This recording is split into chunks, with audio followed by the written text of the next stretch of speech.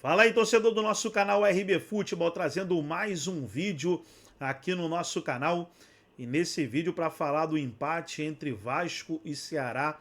Assisti os 90 minutos e gostei muito da partida do Ceará, pessoal. O Ceará jogou muito bem desde o início até o final da partida, jogando bem em São Januário contra o Vasco.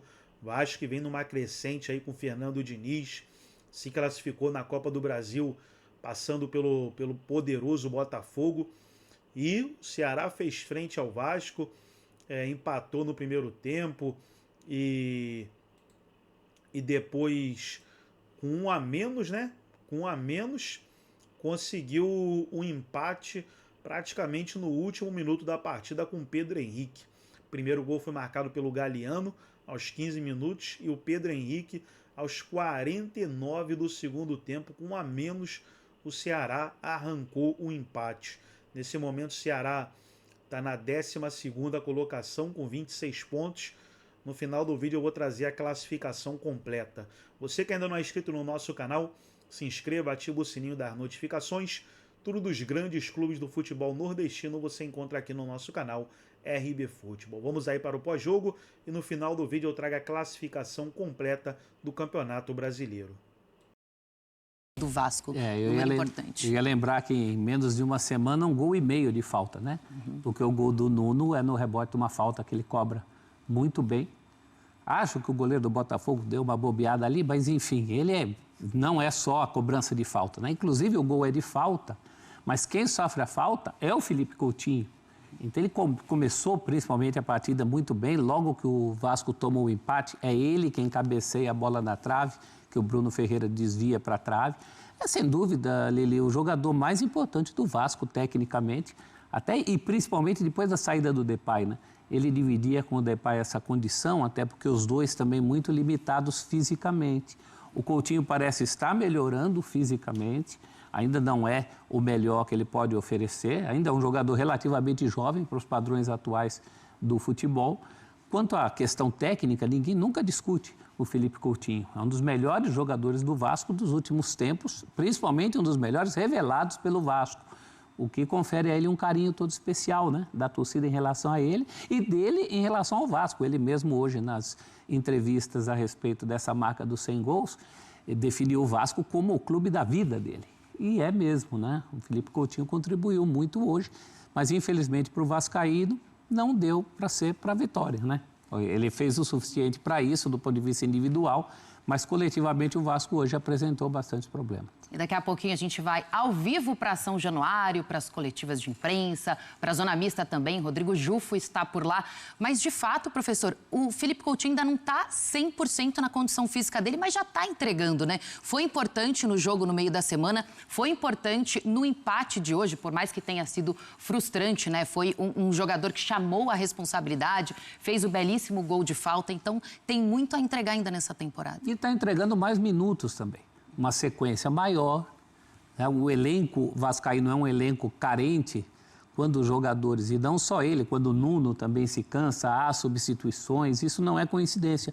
O Vasco cai muito de produção porque os seus reservas não são à altura do seu time titular. E dentro desses titulares, o Felipe Coutinho é aquele que você mais se ressente quando ele não pode fazer um jogo inteiro. Dificilmente faz um jogo inteiro, mas tem entregado mais minutos e também mais qualidade de jogo para esse time do Vasco.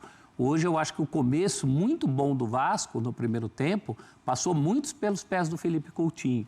Faltou alguém talvez mais próximo dele hoje. No segundo tempo o Diniz tentou fazer com que o Nuno fosse esse homem, trazendo ele para mais perto do Felipe Coutinho. O resultado final não foi aquele que o vascaíno esperava, mas do ponto de vista do Felipe, ele fez um jogo sem a altura do ídolo vascaíno que ele é. Um jogador muito importante. Agora, professor, o que acontece com o Vasco, né? Jogando em casa, a torcida faz uma belíssima festa e você começou o programa falando sobre a dificuldade de ganhar em casa. A gente tem uma tela aí com os números do Vasco. Ó. Faz tempo, o Vasco nas últimas 6 partidas como mandante nesse Brasileirão, nenhuma vitória, 3 empates e 3 derrotas. A última vitória foi em 17 de maio, 3-0 contra o Fortaleza. De onde vem essa dificuldade toda, professor? E, aliás, é a única do Diniz nesse retorno. vem de um elenco curto, um elenco limitado em número, embora o Vasco tenha recebido reforços, o Carlos Cuesta, que fez o gol, o Andrés Gomes, são todos jogadores que chegaram recentemente. O Robert Renan, que foi importante no meio da semana, exorcizando aquela história do pênalti, né? Ele que tinha perdido um pênalti com paradinha pelo Inter. O Vasco tem limitações de número, de quantidade e de qualidade de jogadores. Qualidade, inclusive, em setores específicos. Não por acaso os reforços do Vasco são reforços na defesa ou na volância. Então, essa é uma carência do time do Vasco. Fernando Diniz, eu reputo como um trabalho muito bom. O Vasco exerce no jogo, por exemplo, triangulações que você não via o Vasco fazer com outros técnicos. O Vasco faz essas triangulações. E alguém poderá dizer, também sai com a bola errada, como acontece com os times do Diniz. É verdade, a torcida está muito tensa em relação a isso hoje. Mas o Vasco precisa de uma maior constância durante as partidas. Eu acho que essa questão do elenco curto está para ser sanada. O Diniz hoje já tem um número maior de atletas do que tinha. E setores, eu acho que o próximo passo é o Cuesta e o Robert Renan tomarem conta da zaga, do miolo da zaga, que é um problema vascaíno de muito tempo, né? Faz tempo que o Vasco toma gols demais, a defesa fica devendo. Então, eu acredito que esse trabalho tenda a melhorar, mais ainda do que já melhorou. O Vasco de hoje, na mão do Diniz, é um Vasco melhor do que aquele que o Diniz recebeu, do Carille. Mas tem ainda as suas limitações. E hoje ficou mais uma vez constatado que o time não foi regular durante uma partida acessível. Quando se começa um campeonato, espera-se que o Vasco ganhe do Ceará jogando em casa. Até porque já perdeu no turno lá em Fortaleza, né? E ganhe jogando com um a mais. A gente vai rever agora o lance da expulsão do Rodriguinho. Então, o Rodriguinho foi expulso na segunda etapa. Seria um lance ali que daria essa vantagem, né? E deu essa vantagem numérica ao lance exato da expulsão. Dá para ver que ele acaba cravando a chuteira, né, o professor? Crava sim. E a expulsão acaba ajudando o Vasco. O Vasco faz o 2-1 depois da expulsão. O que me chamou a atenção é que o árbitro, num primeiro momento, parecia fazer um movimento em relação ao braço do Rodriguinho. Não foi isso que aconteceu. Ele vai por cima, mas merece ser expulso, né? Em 10 minutos em campo, o Rodriguinho acaba expulso. Aí o Vasco passa a exercer uma pressão, de lá sai o gol, que seria o gol da vitória, né? Pelo menos naquela altura se pensava que fosse o gol da vitória. Num jogo muito pegado, né, Lili? Pegado no sentido de que o Vasco nunca teve conforto durante essa partida.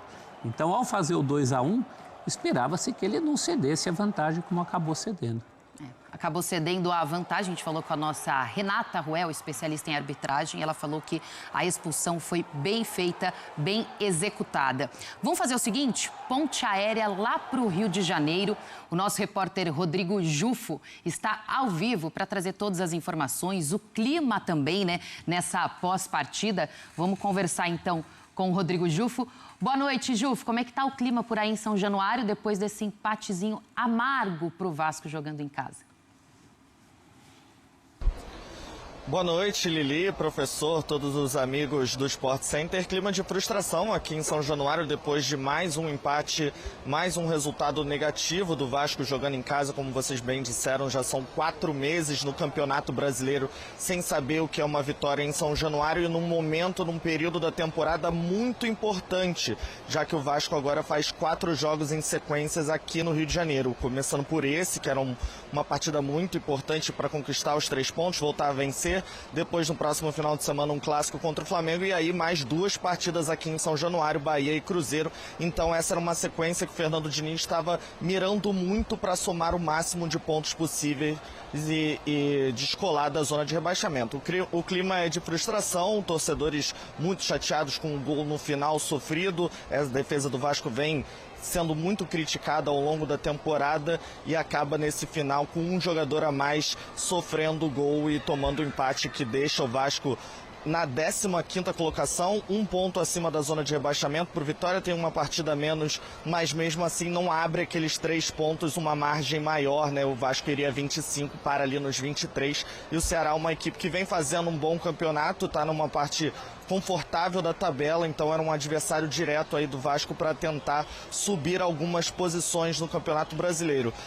O jogo teve duas facetas, né? No primeiro tempo, o grande personagem da noite foi o Matheus Carvalho, Cocão, volante, que estava atuando na vaga do Tietê, que está machucado, o Jair também está fora da temporada. Ele acabou errando o passe que originou o gol do Ceará, e aí a torcida pegou muito no pé dele. Ele também errou depois uma outra jogada que foi que o Pedro Raul bateu para a defesa do goleiro Léo Jardim, então ele estava sendo bastante vaiado, bastante criticado pela torcida. O estádio todo chegou a cantar para o Diniz tirar ele do time, e aí foi sacado no intervalo. O Fernando Diniz voltou com uma equipe mais ofensiva. O Andrés Gomes, que é reforço para essa temporada, entrou na partida, teve um grande destaque, deu assistência para o gol do Cuesta. Enfim, o Vasco achou que ali naquele gol, com um jogador a mais, teria a partida controlada, teve algumas outras chances para ampliar, fazer o terceiro, acabou não acontecendo, e aí numa bola longa, numa dividida do Paulo Henrique, sobrou para o Pedro Henrique fazer o gol do Ceará, que decretou um empate. Estou aqui na zona mista, que é o lugar por onde os jogadores vão passar, não tem ninguém ainda confirmado que vai falar. A gente vai ver se algum atleta do Vasco fala sobre essa situação atual do time. Já são aí 4 meses sem vencer em São Januário pelo Brasileirão, e agora mirar nessa próxima partida contra o Flamengo, um outro clássico muito importante, Lili. Tá bom, combinado, Jufo. Daqui a pouquinho a gente volta para São Januário, né? Vai começar a zona mista, tem as coletivas também, a gente volta daqui a pouquinho, mas vamos ver agora como ficou a classificação. E agora vamos trazer aqui a classificação do Campeonato Brasileiro após os jogos deste domingo. Neste domingo tivemos o Bragantino empatando com o Sport 1-1. O Atlético Mineiro empatando com o Santos 1-1. Flamengo venceu o Juventude 2-0. São Paulo venceu o Botafogo 1-0. E Vasco e Ceará 2-2. Amanhã teremos Bahia e Cruzeiro. A classificação atualizada: primeiro lugar o Flamengo 50 pontos, Palmeiras 46, Cruzeiro 44, Mirassol 38, Bahia 36, Botafogo 35, São Paulo 35, Bragantino 31, Corinthians 29, Fluminense 28, Ceará 27, Internacional 27, Atlético Mineiro 25, Grêmio 25, Vasco 23, Santos 23, Vitória 22, Juventude 21, Fortaleza 18 e o Sport com 11 pontos. Gostou do vídeo? Deixa o like, se inscreva no canal, ativa o sininho das notificações. Forte abraço a todos e até nosso próximo vídeo aqui no nosso canal.